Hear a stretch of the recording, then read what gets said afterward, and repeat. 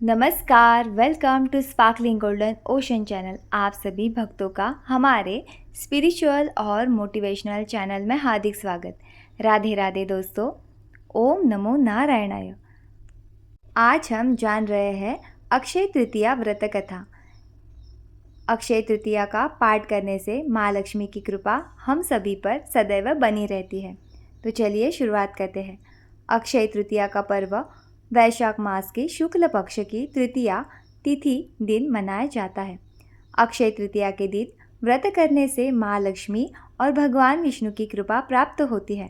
इस दिन व्रत और कथा का पाठ करने से व्यक्ति को ऐसे पुण्य प्राप्त होता है जो जन्म जन्मांतर तक बना रहता है।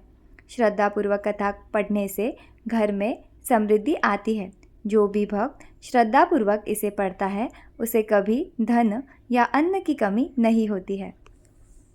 ओम नमो नारायणाय। तो चलिए शुरुआत करते हैं कथा के लिए। प्राचीन काल की बात है। एक छोटे से गांव में धर्मदास नामक एक वैश्य रहता था। वह अत्यंत निर्धन था और अपने परिवार के भरण पोषण के लिए सदैव चिंतित रहता था। परिवार में कई सदस्य थे और आर्थिक तंगी के कारण जीवन कठिनाइयों से भरा था। किंतु धर्मदास का हृदय धार्मिक प्रवृत्ति वाला था। वह सच्चे मन से देवताओं और ब्राह्मणों को सेवादान करता था, सदा सदाचार और धर्म का पालन करता था। एक दिन धर्मदास ने एक संत से अक्षय तृतीया का महत्व सुना। संत ने बताया कि इस दिन पूजा, व्रत और दान का फल अक्षय होता है। यह सुनकर धर्मदास ने निश्चय किया कि वह इस पावन पर्व को विधि पूर्वक मनाएगा। अक्षय तृतीया के दिन वह प्रातःकाल उठकर गंगा स्नान के लिए गया।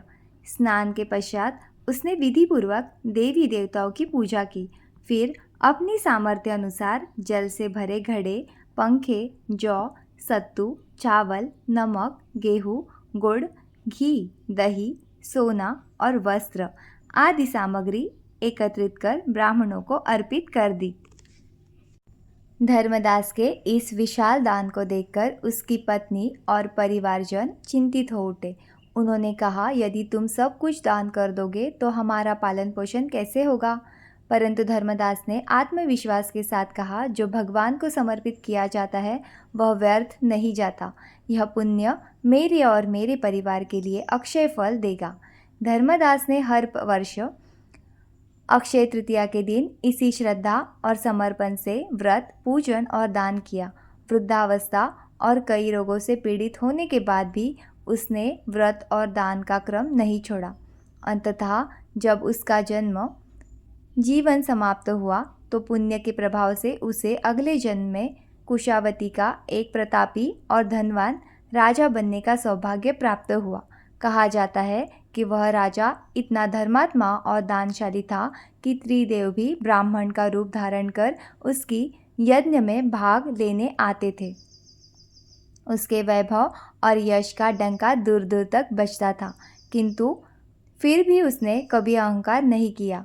वह राजा आगे चलकर भारत के महान सम्राट चंद्रगुप्त मौर्य के रूप में जन्मा। इस प्रकार जैसे धर्मदास को अक्षय तृतीया व्रत के पुण्य से परम वैभव की प्राप्ति हुई, वैसे ही जो भी भक्त इस व्रत को श्रद्धापूर्वक करता है, इस कथा को श्रद्धापूर्वक सुनता है और विधिवत पूजा व दान करता है, उसे अक्षय, पुण्य, यश, समृद्धि और भगवान की कृपा प्राप्त होती है।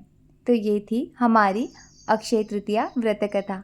आप सभी भक्तों को मेरी जानकारी कैसे लगी ये कमेंट बॉक्स में ज़रूर लिखिएगा और मेरे चैनल को लाइक, शेयर, सब्सक्राइब ज़रूर कीजिएगा। राधे राधे दोस्तों, धन्यवाद धन्यवाद धन्यवाद।